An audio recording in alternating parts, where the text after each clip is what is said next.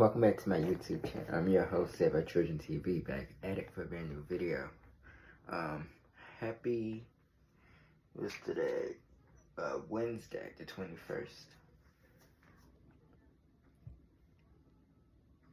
Oh, Tuesday. Happy Tuesday, the 25th. Tuesday, the 25th.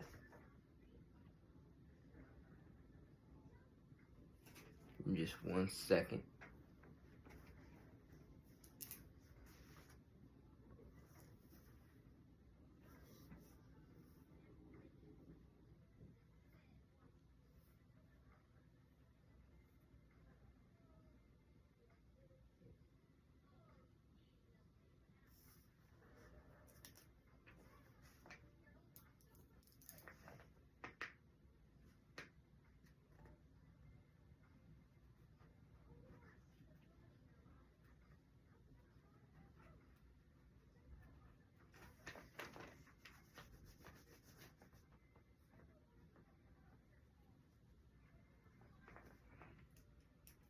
Happy Tuesday, the 25th.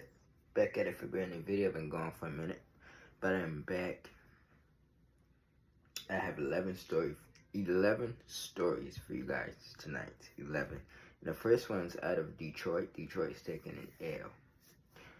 A Michigan mother who neglected her 3 children. I believe she had 4 children altogether. I believe one is living with another relative. But a mother of 3, she neglected 3 children. She had a total of 4. Pontiac, Michigan is taking an L for this story. I don't know if I talked about the story, but if I didn't,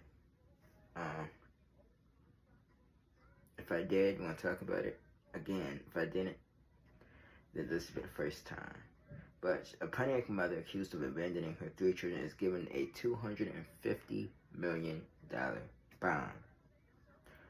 A 34-year-old Potomac mother accused of child abuse and abandoning her 3 children were arraigned Thursday morning on 3 counts of first-degree child abuse.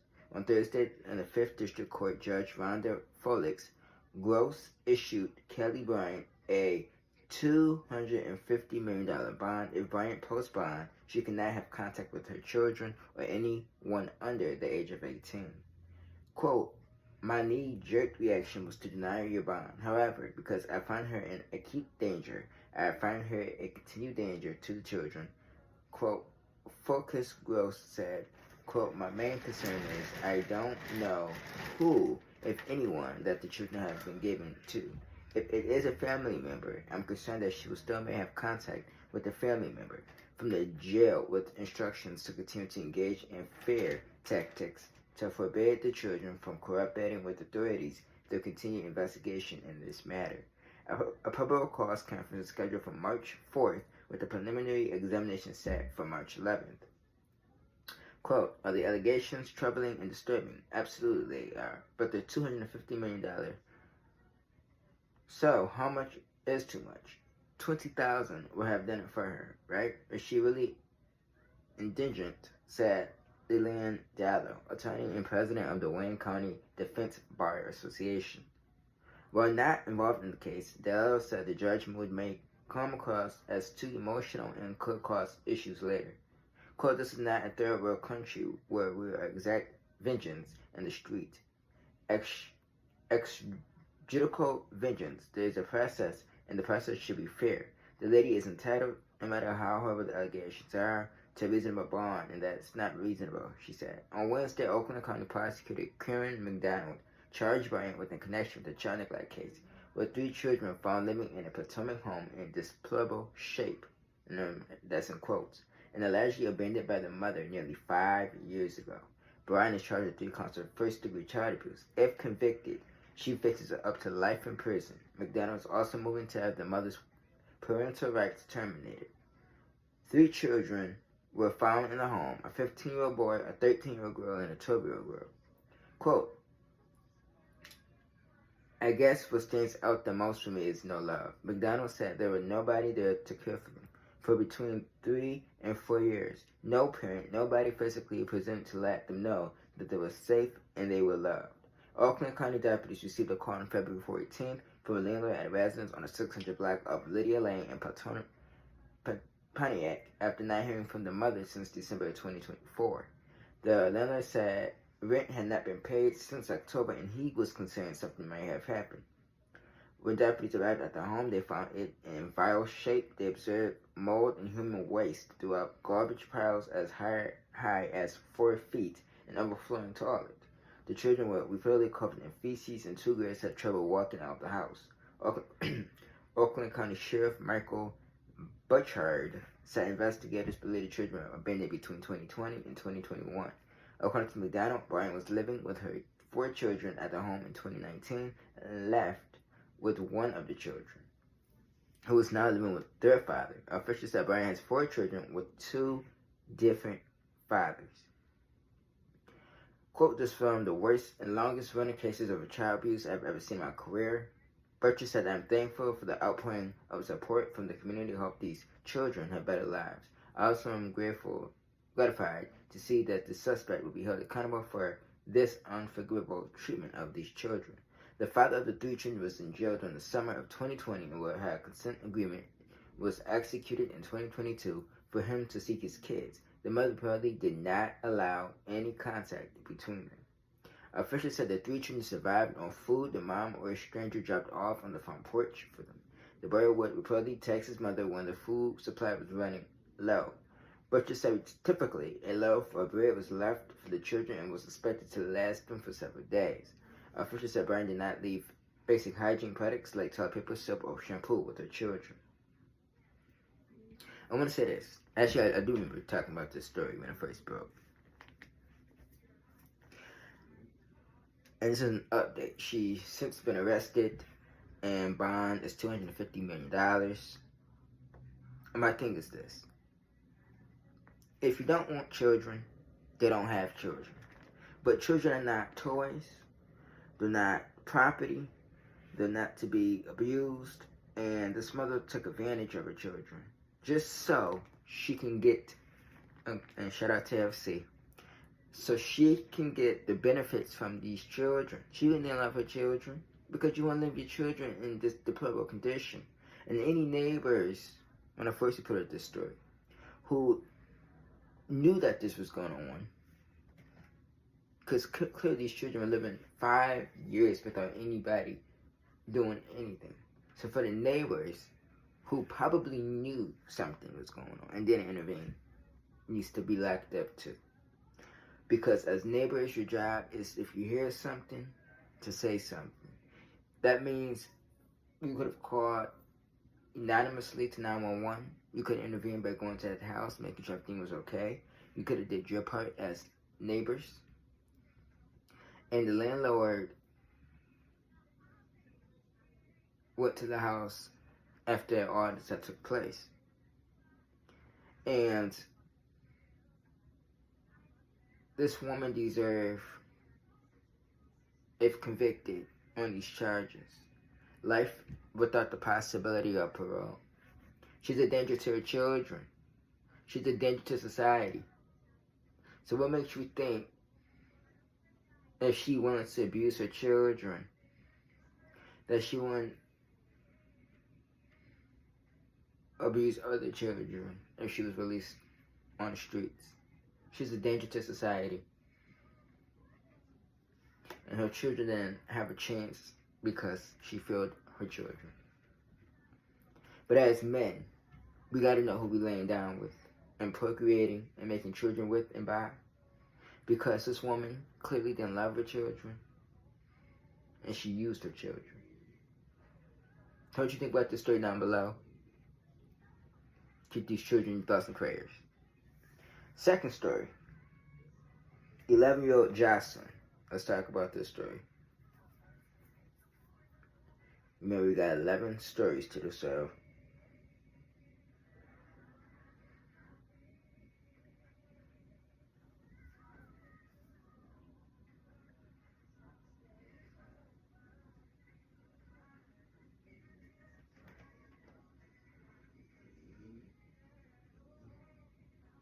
Golly.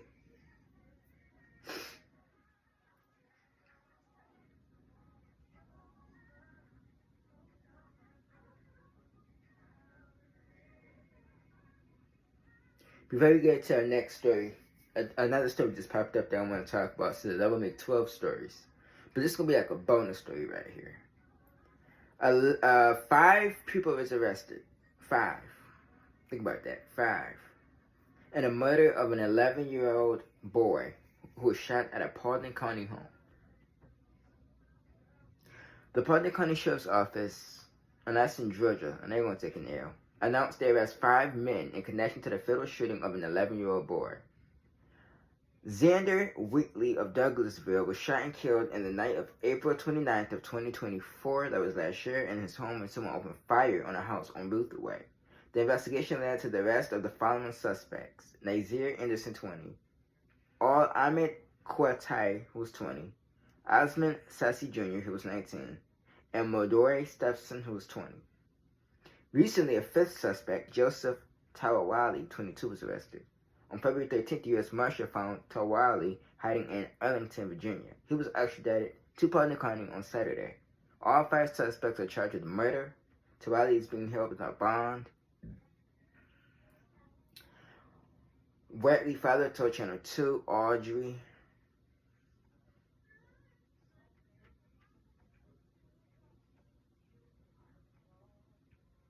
The father asked not to be identified. Willie's father asked Washington not to identify him because he said the shooters are still on the loose. He said that last night a group of young men who had an issue with one of his other sons, his older son, pulled up to the family's home on Boothway and opened fire. And let me say this, because I did a case, the Carly Knight story. She was 9 and she was killed in Alabama when thugs came and shot up the house looking for her brother. This case reminded me just of that case. Why would you be going to why would you be going to a house why would you go shoot up a house trying to look for the person that you do not get along with, to try to shoot him and then kill a child in the process? I don't understand what you're trying to do. But all 5 of these individuals in Georgia needs to be convicted. This is the victim. They need to be convicted and put in prison for the rest of their lives. Condolences to the victim. Now let's get back to our regular story. I want to cover that story because I think it's really important.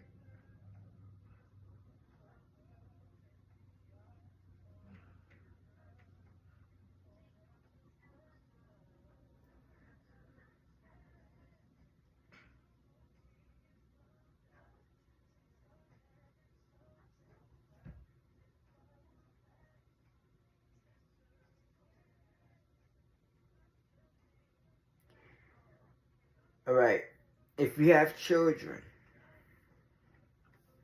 teens, adults, pay attention to this next story. This story is tragic. It was preventable. This story is out of Dallas, Texas. Dallas Tech, and I'm going to show you what this story is about. Alright. A student wears superhero shirts to honor a girl who was 11. Who died by suicide after allegedly being bullied over family's immigration status. So someone in school told her that the ICE department was coming to pick up her parents.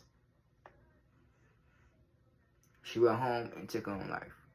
Bullying is a serious thing, and I want to talk about this story from different reasons, including to advocate for bullying. We gotta stop bullying. It ain't funny. It ain't a joke. Days after Jocelyn Rojo Carranza was laid to rest, hundreds of mourners in Texas attended a candlelight vigil to remember the 11-year-old girl who died by suicide after allegedly being bullied at school about her family's immigration status. The Gainesville, Texas girl died on Saturday, February 8th, 5 days after she was admitted to a Dallas hospital, according to the Dallas Morning News. Quote, "I want people to remember my daughter as a happy girl. Marbella Carranza, Jocelyn's mother, told the newspaper. On Saturday, February 22nd, 3 days after her funeral, family members, friends, and residents of this small North Texas town remember the girl who loved Spider-Man and played the French horn. Students at Gainesville Intermediate School wore shirts of the superhero in her memory and spoke about their friend at the event. Quote, Jocelyn was my best friend, and I just wish that I could hang out with her one more time. Harper Irvin told the newspaper, quote, I loved playing the French horn with her. I just wish that I could say my last goodbye. Marbella previously told on Invasion that her daughter was bullied for having Hispanic parents, and that classmates told the girl that they would call immigration and customs enforcement to take her from her parents. Quote, I want justice for my child. I want this not to go unhandled.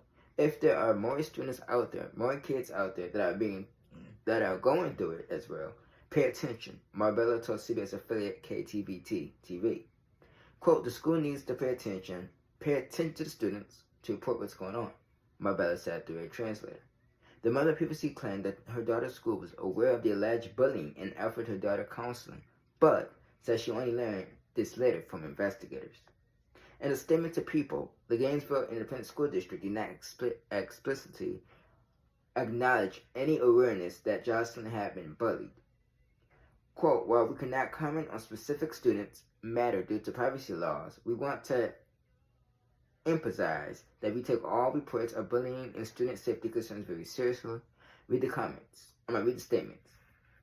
Quote, our district follows strict protocols for investigating any allegations, and we are committed to fostering a safe and supportive environment for every student. Jocelyn's death is being actively investigated. The Gainesville Police Department previously told People in a statement. On Saturday, Jocelyn's father, Ernesto Araujo, had a message for parents and students amid the increasing politicization of immigration. Quote, say no to bullying and no to racism. Rojo said in Spanish, for a better world. And if anybody out there that you know is going through something, please contact 988. That is a suicide and crisis line prevention. That is the crisis text line 741-741, or go to 988lifeline.org. Please do not take matters in your own hand. Please don't allow people to push you to the limit to take your own life, because you are worth everything. You know, bullying is a serious thing. Speaking of Dallas, Texas, and the school system, tomorrow you will be shot. There's a charter school out of Dallas. 3 employees been arrested: a teacher, a principal, and another staff member. The Dallas school system, to me, seems out of pocket. They got to do better in these school systems. We got to teach our children what can lead up to bullying. We got to sit them down and talk to your children. Bullying is not funny. It's not cute. It's dangerous. It's horrible.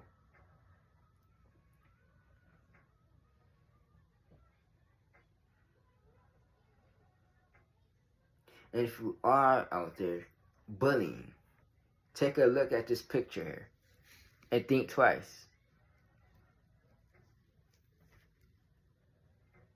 How can I prevent this from happening?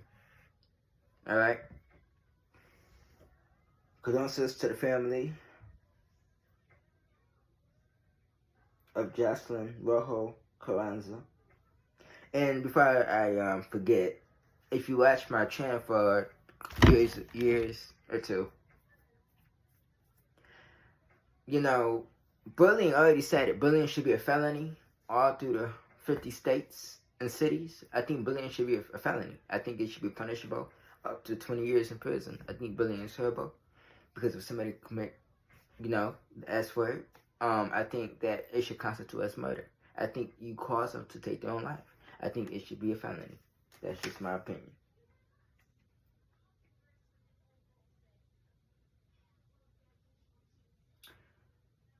We're on story 3 out of 11. Albuquerque, New Mexico. Another 11-year-old was killed. He was killed by thugs, bro. He was killed by thugs. Too many of our children are losing their lives viciously. Themselves. It's just a lot going on in the world. But let's talk about this story here.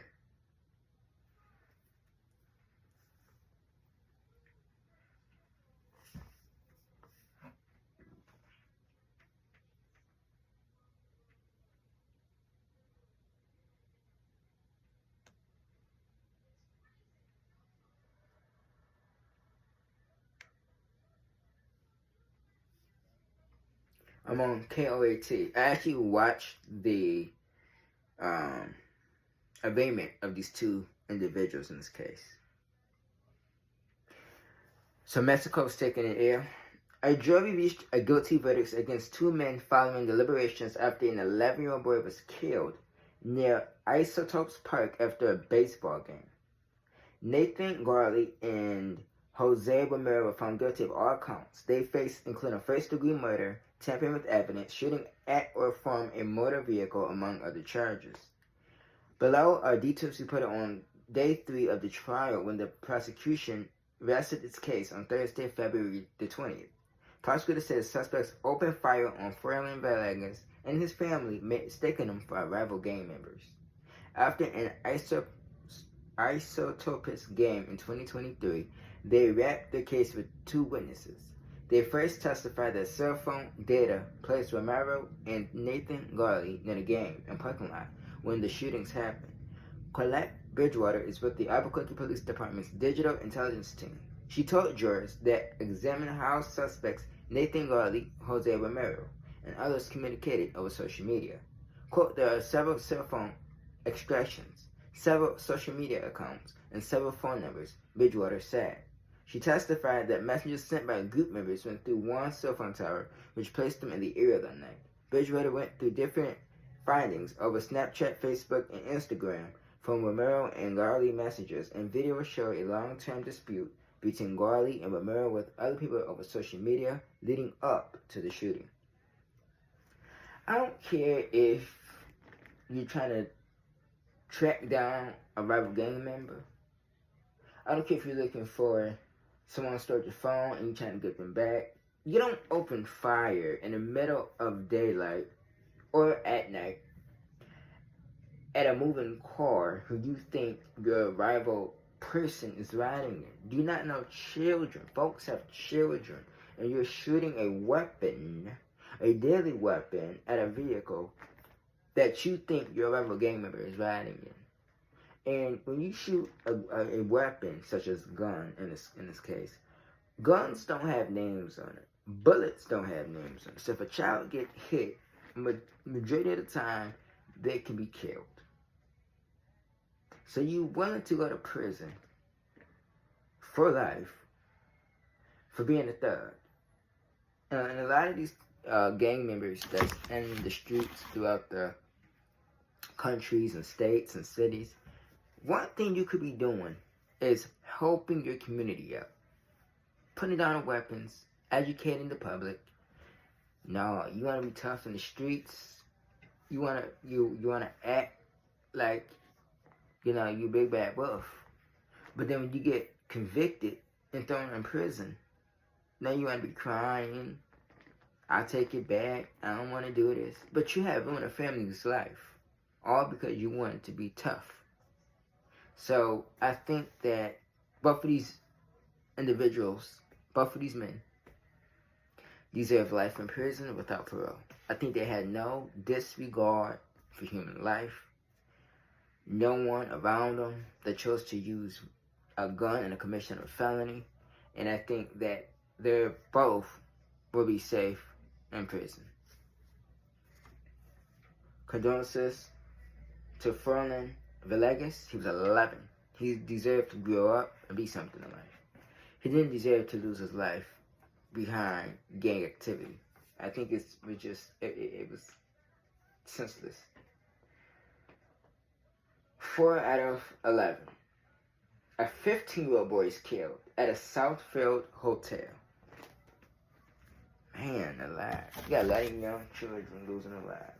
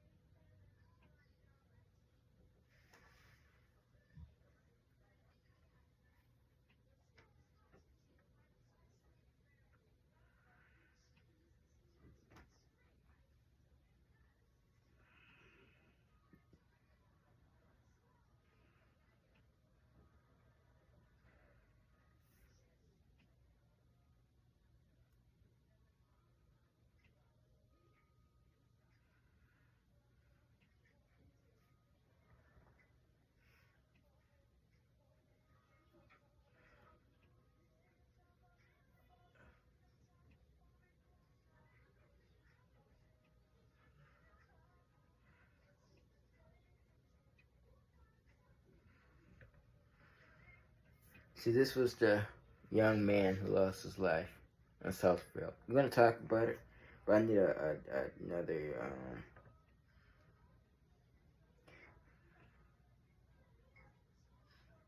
This is out of Detroit, so Detroit's going to take it now. I'm on Fox 2 Detroit. Let's see. Tyler Johnson, 15, died after he was shot in the head at a Westin hotel in Southfield in February of 2024. 14 who were with Johnson have retained lawyers and refused to talk to investigators, Southfield Police Chief Elvin Barron said. Barron said they need at least one of those teams to speak with officers before they can move the case forward. A year after a teen was fatally shot at a Southfield hotel, police said they were missing one key piece of the puzzle, an eyewitness. Tyler Johnson, 15, was with a group of friends at the Westin Hotel when he was shot in the head the morning of February 11th, 2024. He died a few days later. What we know so far is 4 other teens were inside the 7th floor hotel room, which had been booked by an uncle when Johnson was shot. 2 of those teens fled after the shooting, while 2 others were detained near the elevator. Southfield Police Chief Elvin Barron said one of the detained minors was in possession of 2 firearms. One of the guns was reported stolen out of Flint in June of 2023. While the other weapon was unregistered, one of those guns was found to be one that killed Johnson, Barron said. Further investigation in the hotel room revealed a spent .40 caliber shell casing, 20 live rounds inside a 9mm extended magazine, marijuana, psychedelic mushrooms, and a scale, police said. The team who had the guns were charged with carrying concealed weapons, but no other charges have been filed. This case reminded me of the case of the girl that was killed by an unknown person. She was dancing on TikTok. It was out of Atlanta, I believe. I talked about that story years ago. And to the uncle, why would you be booking a hotel room for minors? Even if you was there to watch these minors, I still wouldn't feel 100%. I don't know how I would feel if I booked the hotel for children. And then when you book the hotel, you gotta remember these individuals had weapons on them. So did you not think to ask if they had any weapons on them, or you didn't see a gun in their pockets? I mean, something don't add up. And to the person who actually pulled the trigger, just turn yourself in. This 15-year-old boy deserved justice. He was brutally killed by a weapon that you were playing with. And Although this won't bring back this teen, I think there should be a wake-up call to parents. Don't allow children to go to a hotel with anybody because you never know the outcome. And sometimes this can be the outcome. You have negligent people. This can be the outcome.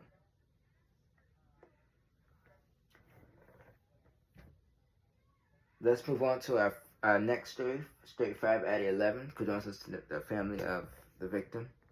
Let's get his name back up. Tyler Johnson. My prayers go out to his family, friends, and loved ones. This next story also you might want to pay attention to. If you have children out there, teens, adults, send them out here. This one is about TikTok.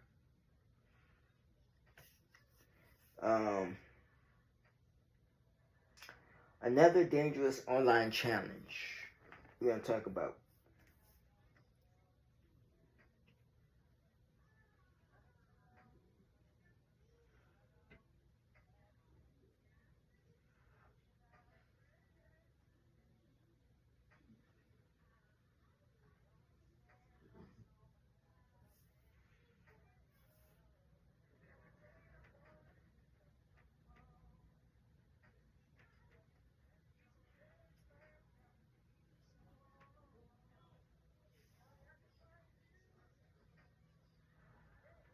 Well, Brazil's going to take an L. And TikTok going to take an L. A Brazilian teen dies after injecting butterfly remains in a viral challenge. This story is on Instagram a while ago, but I wanted to talk about it, so I'm going to talk about it now. A Brazilian teen died after allegedly injecting butterfly remains linked to an online challenge. Authorities are investigating, while experts warn about the dangers of social media trends encouraging extreme and harmful experiments.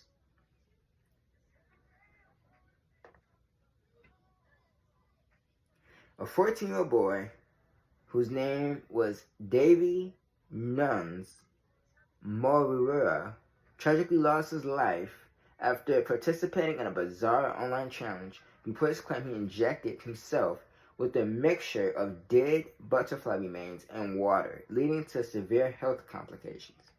Initially, Davy told his father that he hurt himself while playing. As his condition weakened, he informed the officials that he mixed a dead butterfly with water injected into his body. He died in a northeast Brazilian hospital on Wednesday. Davy's cause of death remains under investigation, with authorities subjecting a possible link to toxins in the butterfly remains that may have triggered septic shock. Police have launched an official investigation but have not yet confirmed if Davy was directly influenced by an online challenge. Reports suggested he had initially denied any connection to the trend before his passing. Additionally, local media reported that his father found a syringe under his pillow while cleaning his room, further fueling concerns about self-experimentations. According to the Daily Mail, police have believe the autopsy results will clarify the exact cause of death. Experts note that the butterfly contained bodily fluids that haven't been fully studied for the impact on humans' health. Many butterflies consume toxic milkweed plants as caterpillars, making them naturally poisonous to predators. However, experts believe that the level of toxins is typically too low to harm humans in small quantities. David's case is not the first dangerous internet challenge to gain attention in Brazil. In April of 2024, a social media influencer with 2 million followers, Tammy MC, suffered necrosis after participating in a viral challenge. She stood in an ice bucket for an extended period, which turned her feet black due to frostbite. Doctors warned her of the risk of blood clots and severe tissue damage, stating that if she had remained in the ice for 1 more minute, she might have lost skin tissue. Let me say this to parents out there who have children and don't monitor their children on social media. I don't care if it's TikTok, Facebook, Instagram, Snapchat, Twitter, any other platforms. You have, children that's not monitored on, what's the other website? I started I forgot what it's called, and they talk to strangers on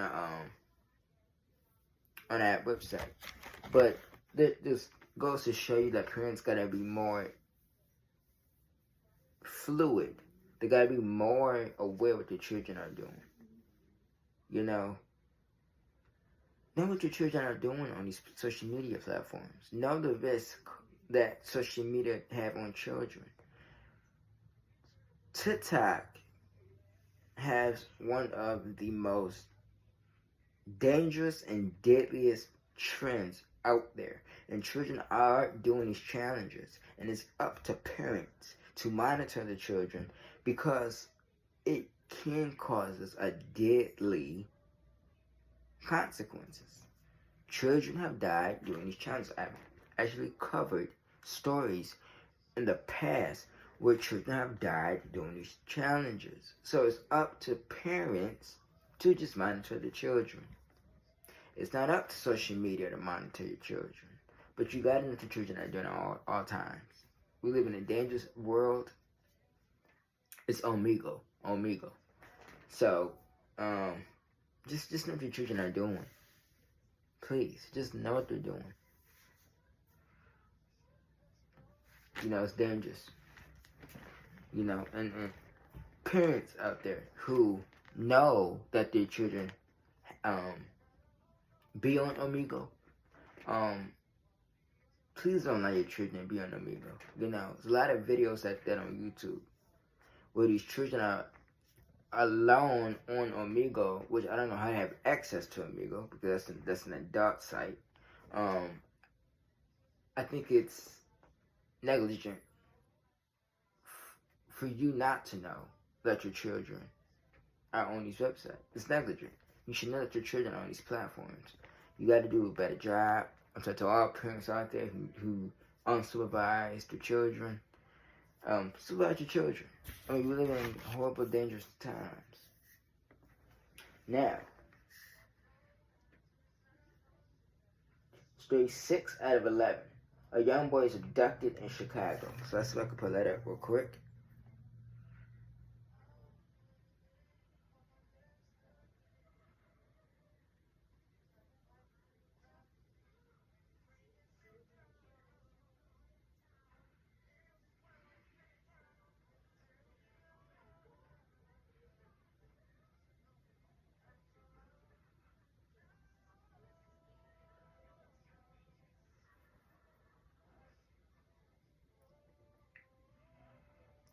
So, Illinois, Chicago taking an L, and Amber Alert was canceled after an 8-year-old boy abducted in Chicago was found. So we're glad that he was found. An 8-year-old boy was found after he was abducted from a Chicago South Side, triggering an Illinois Amber Alert from the Chicago Police Department early Friday morning, authorities said. The boy was taken from the 7100 block of South Eberhart in the city's Greater Grand Crossing neighborhood and last seen around 7:40 p.m. Thursday, according to the Amber Alert. At around 4:30 a.m. Friday, the Amber Alert was canceled when the boy was found unharmed, according to the Amber Alert. Police sources told NBC Chicago the child was found at 82nd and Damon and was taken to Commerce Children's Hospital in unknown condition. According to the same time the child's reported abduction, police also reported 2 stabbings in the same neighborhood, leaving a woman killed and an 11-year-old injured. While authorities have not contacted the incident to the child's abduction, a relative of one of the victims told NBC Chicago the incident appeared related. The first stabbing happened just before 7 p.m. in the 700 block south of Albert, where 33-year-old woman was found inside a home with multiple stab wounds. The woman was taken to an area hospital where she was pronounced dead. Police said just after 8 p.m., officers said they were called to the 200 block of West 66th Street, where firefighters were treating an 11-year-old boy with multiple stab wounds to the chest. The child was taken to Commerce Children's Hospital in critical condition. And we hope that he survived. And for parents out there who let their children go outside unattended to, we live in times where children are being abducted, raped, and killed.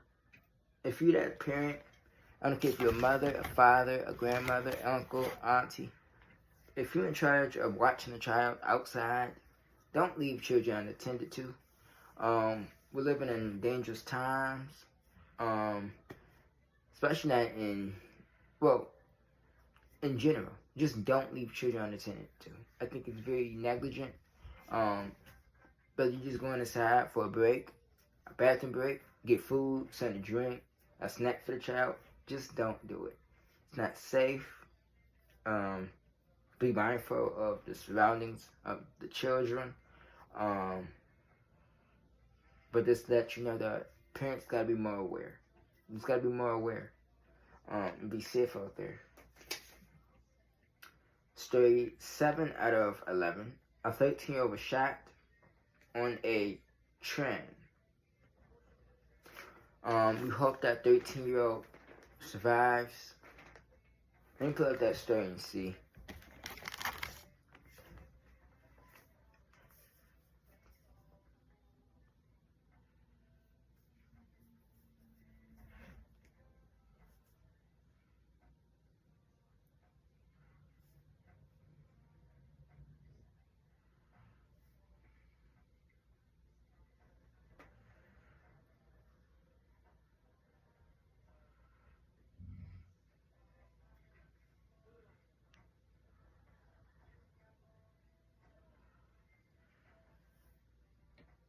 Alright, 5 days ago, let's talk about this story.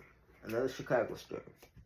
2 shot, including a 13-year-old boy on a CTA Red Line train on the south side of Chicago, police said. 2 people, including a 13-year-old boy, were wounded in a shooting at a CTA Red Line train on the south side Thursday night, Chicago police said. Police responded at about 9:49 p.m. to the 100 block of West 35th Street to report of a shooting on a Red Line train. Officers arrived and found a 13-year-old boy with a gunshot wound to his arm and a 30-year-old man with a gunshot wound to his bicep. The boy was transported to Commerce Children's Hospital in fair condition, and the man was treated on the scene but declined to go to the hospital. Further details on the circumstances of the shooting were not immediately available. No one is in custody, and the Area 1 detectives are investigating. I hope someone is brought to justice. And if you can go and shoot a 13-year-old, it lets me know that you would shoot a 5-year-old. And it is disgusting to me that you would shoot on a busy train. And personally, I wouldn't even live in Chicago. Too many, the violence is just outrageous. The crime rate is outrageous, and it's just dangerous to raise children. I just wouldn't do it. It's not safe. That's just me. And since 2022, I believe, I've been reporting about Chicago. So many children who have been shot, injured, or killed in Chicago. And that lets me know that parents who live in Chicago are tired of the BS. But it's up to people in the community and activists to get into the streets and fix the problem. And that's getting the gang members off the streets, getting the guns and drugs off the streets. And it's up to the judges and the courts to start prosecuting these cases. Put these individuals in prison, throw away the key. They're a danger to the community. Why do they continue being released from prison? Majority of the violence are from offenders who are being released from prison, who went to prison because of majority of the time gun-related offenses, drug-related offenses, gang members, or ex-gang members who are going after the rivals. So I think that it's time to throw away the key. It's time to throw away the key. Keep both of these young men in thoughts and prayers. Let's move on to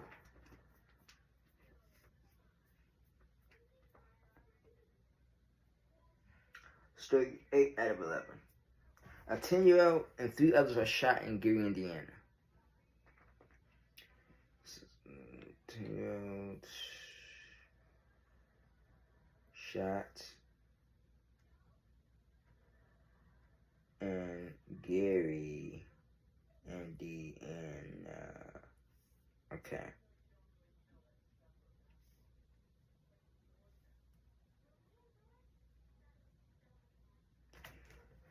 Gary, Indiana's taking an L. I'm on ABC7 out of Chicago. A 10-year-old boy was shot in the neck by a stray bullet, and 3 men were injured in a shootout outside of Gary home. A 10-year-old boy was hit by a stray bullet in his neck during a shootout outside his family's home in northwest Indiana Thursday night. The shooting occurred at about 6:25 p.m. at the 5800 block of West 29th Place in Gary. Residents said violence erupted when at least 3 men met up on the block and got into some sort of dispute. The bullet, quote, went in and kind of curved off and is located in like the muscle in the back of the neck. There's not spinal damage or nerve damage, which is a good sign. The boy's father, Stanley Kirk, said, "My son was in his bedroom playing Fortnite, and I started hearing gunshots, and my oldest boy said, 'Dad, Ryan got shot.'" That's in quotes. He was taken to Methodist North Lake Hospital before being transferred to the University of Chicago Medical Center for further treatment. Quote, "He's in stable condition. A lot of x-rays and CT scans. I think we've seen like 8 or 9 doctors today," Kirk said. Authorities said when investigators still secured the crime scene, 3 Gary men ages 18 to 22, so you have young thugs, involved in the shootout, showed up at a local hospital with gunshot wounds. Sources said they all remain hospitalized and may be under arrest. And it shouldn't be maybe. They should be under arrest. The neighborhood where the shooting occurred in Southwest Gary is normally quiet. Quote, "It is supposed to be America. You are supposed to be able to sit in your living room, walk down your street without having to worry." Quote, neighbor Bob Kitchens said. A stray bullet lodged in a home and blew out the windows of an SUV. Family at Commerce Street Hospital is praying for the best. Quote, "We're kind of just in limbo, waiting for the doctors to come up with their game plan, whether they're going to leave the bullets and fragments inside him and possibly come back at a later date and remove it," Kirk said. No nurse was hurt. Detectives said that the dispute and subsequent shootout had nothing to do with the boy or his family. Police said it was an isolated incident and there was no immediate threat to the community. Anyone with information is asked to call the detective, Sergeant Jervin Gates of the Violent Crimes Division at 219-881-1209. And somebody should, if you know information, because an innocent young boy was tragically shot in the neck for no reason. And people's houses were shot up, cars were shot up, and 3 individuals who are responsible for this are in the hospital, who should be under police arrest. This was preventable, and it's a sad shame that children can't even sit in their own bedroom and play the game. They can't watch TV, read a book, because you have thugs outside who are willingly incapable of shooting a house up. I just think it's ridiculous. And at this point, I think the charges, number 1, should be intent to kill. Because let's really think about it. They intended to kill. They intended to kill someone who they thought they were looking for. So that should be one of the charges, alongside attempted first-degree homicide. We hope and pray for the best, and hope that the young man survive, and whoever responsible is brought to justice. Like, comment, subscribe, and share. Let's move on to story 9 out of 11. Texas church worker is suspected of touching children. Let's talk about it.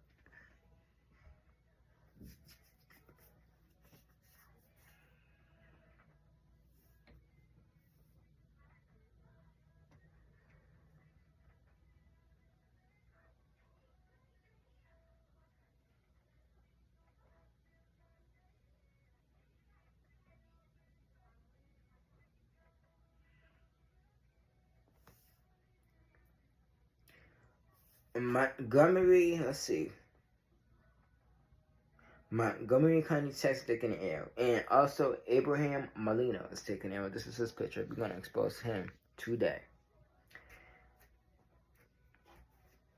The Montgomery County Sheriff's Office believes there are more potential victims connected to a child sex assault in the Conroe area.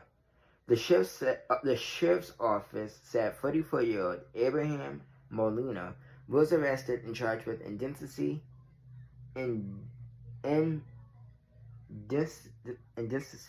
with a child by sexual contact and aggravated sexual assault of a child.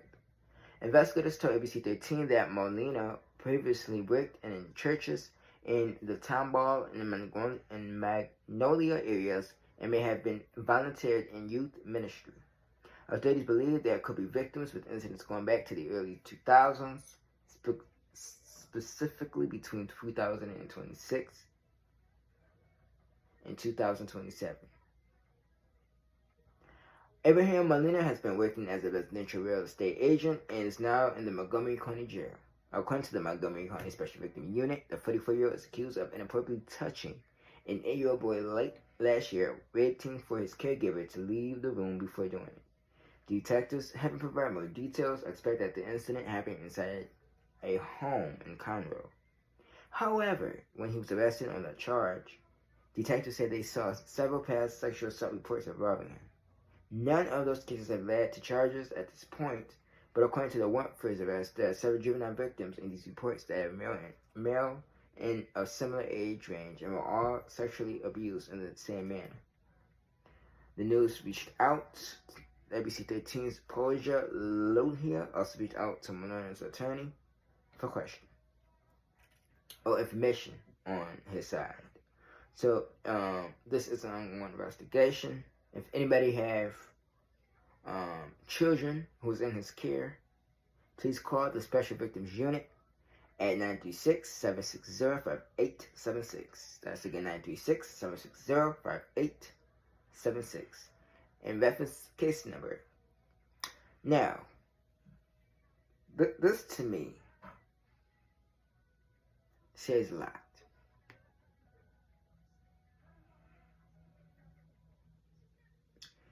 He was a former church worker. That means he worked in the church. He formerly worked in the church. Which means you got to think about this too. What if during those times where parents brought their children to church, he was taking advantage of children in the church? And I mean, to me that's disgusting because you called yourself a man of God, and yet you took advantage of God's children. And you embarrass not just yourself, not just the community, but the church itself. Because people trusted you. And you betrayed everyone around you.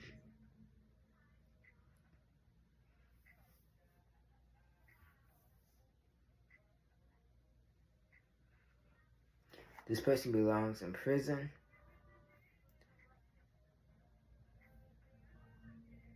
for the rest of his life. Story 10 out of 11.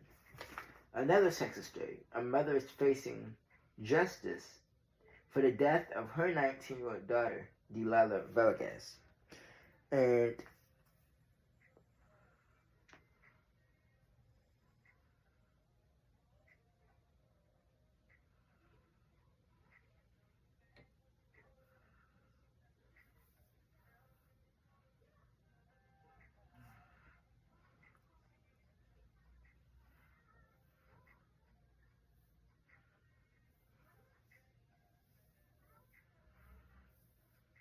I'm on peoples.com. Let's talk about this. Let's expose this mother.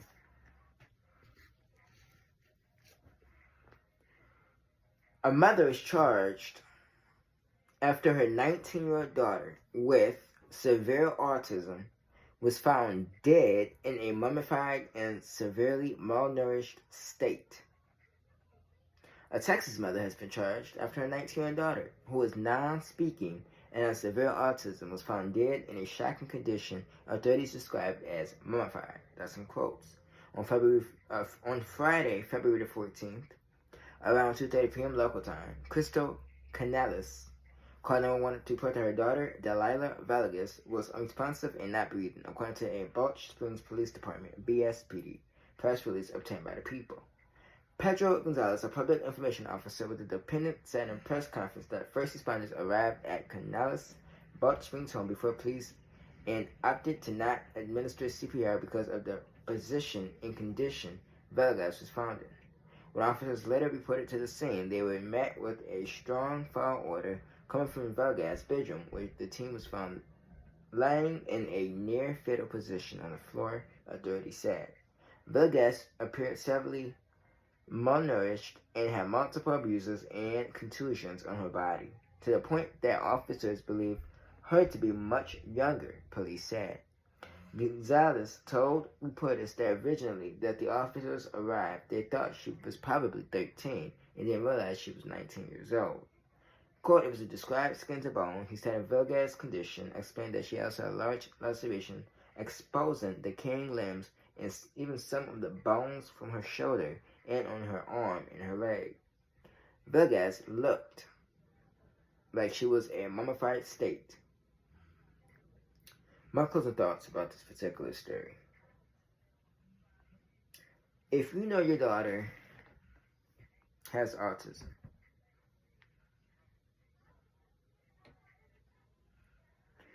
and your daughter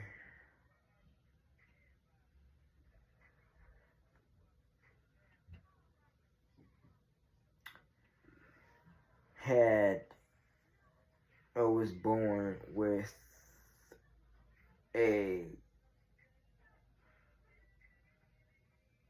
birth condition,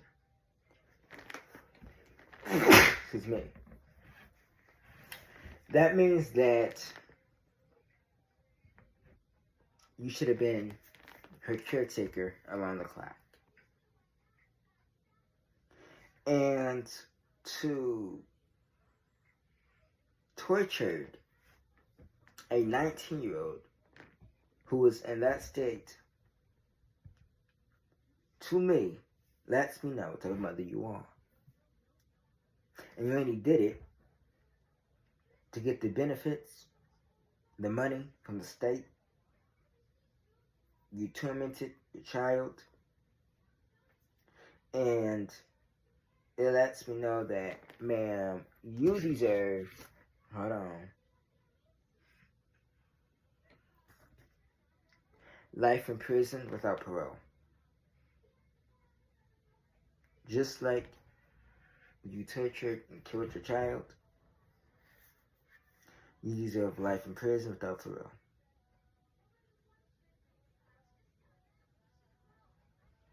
Because what you did was heinous, deplorable, uncalled for, and you will have to live with this for the rest of your life, knowing that you killed your 19-year-old daughter.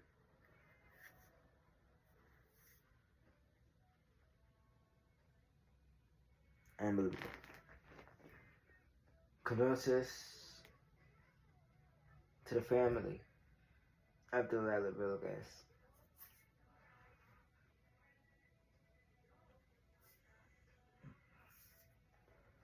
And for our final story of the night, story 11 out of 11. Another Dallas or Texas story and another challenge. A 13-year-old Texas boy dies after a choking challenge. So we just got done talking about these social media challenges. We're going to take with another one. Story 11 out of 11. This is our final story of the night.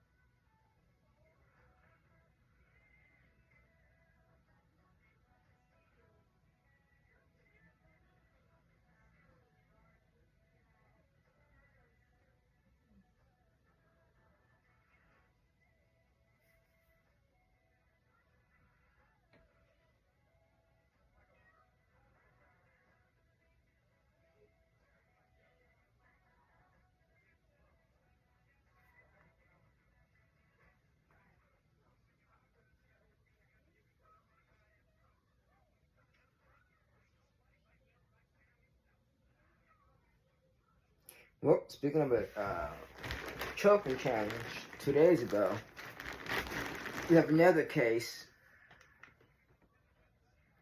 A California family believes that their 13-year-old son died attempting a dangerous social media challenge. 31 so far. So let's talk about the Houston one. Then I could probably be pushing the California one.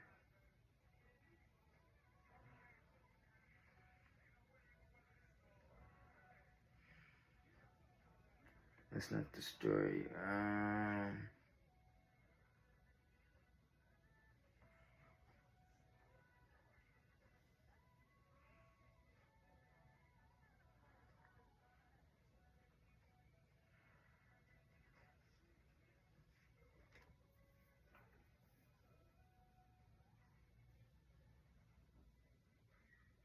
Let's talk about this California story first.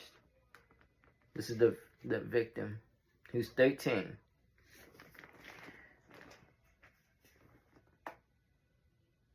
A dangerous social media, the blackout challenge, suspecting the death of a 13-year-old California boy. A couple in Southern California has blamed a viral social media challenge for the death of their 13-year-old son, Nnamdi Glenn Ahari Jr. Nnamdi was found unresponsive in his bedroom on February 3rd, a day after the 2025 Grammy Awards, known by his nickname, Deuce. He was the oldest of 4 siblings.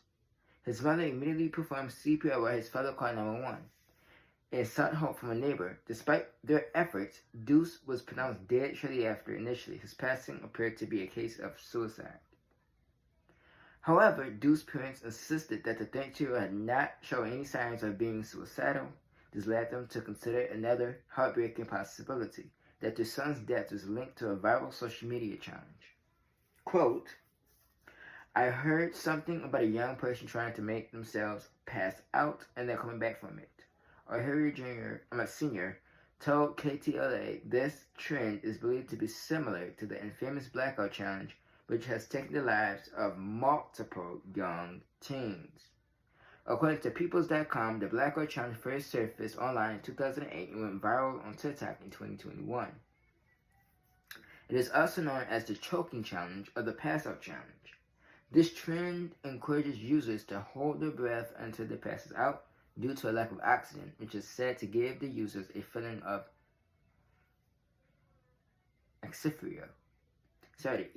euphoria, whatever that word is. There is an incredibly dangerous challenge and it can be fatal.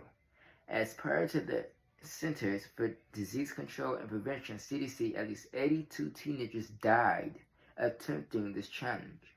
When it first appeared online, the average age of the victims was 13. Holding your breath can lead up to brain damage and death within moments. The couple insisted that they had placed stricted parental controls on their sons and his siblings' phones. This was not allowed to have a social media account, which led them to believe that the 13-year-old might have heard about the challenge from his peers. Deuce's father highlighted that they had open conversations about drugs with their children, but never felt the need to discuss social media. We don't talk about not following social media trends or playing social media games, but maybe we need to, he said. The funeral for the boy took place on February 14th. The family launched a fundraiser on GoFundMe, which has raised over $75,000. My condolences to the family. And like I said before, I think we gotta be more aware of what our children are doing. And I think that children know how to get past parental controls. They just do, because children are smart. And I think that we do need to sit down and talk to our children about the dangers of social media challenges, social media in itself. But, this was preventable. And I think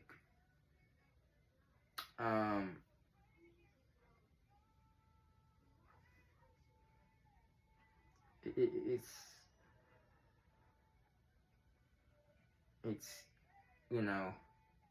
sad. And so many of our children are falling to this challenge. But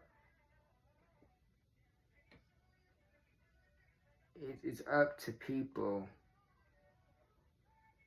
to talk to their children about the dangers of social media.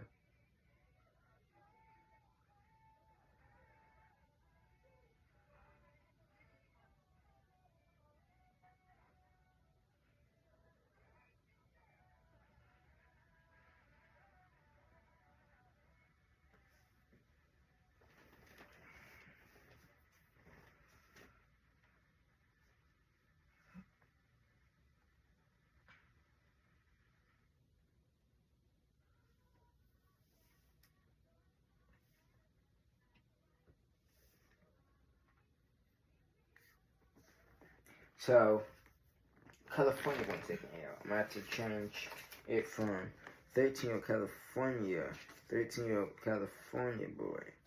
That is up to children challenge.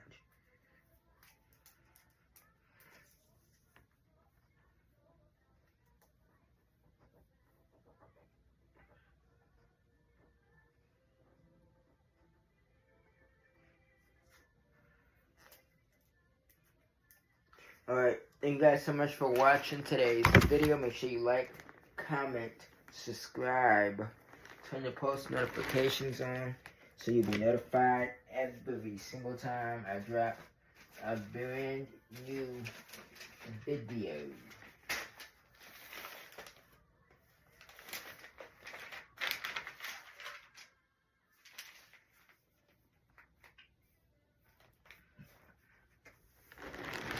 So by the way, it is a new day. It is Wednesday the 26th. And I will be posting later today. For today, which is Wednesday. This was yesterday's video. It's past 12. And later today, there is 5 stories that I will be talking about so far. And the first one is about the Dallas charter school employees. Second story is 7 Fairfax County men / teachers were arrested in an online sting operations. The Baba Books update case. That's our third story. Our fourth story will be Pete, drunk driver, who got a plea deal in Dallas. And then our fifth story is out of Gary, Indiana, the Janiyah McMichael case. So you don't want to miss those stories later today. I might do a 6th story. Just do 6 stories. Because I did 11 technically yesterday. A lot of stories. So I hope everyone have a great rest of your night. And I will see you guys later today about... Let's gun it for about between 12:30 1 o'clock in the afternoon. So I'll see you guys later. Bye bye.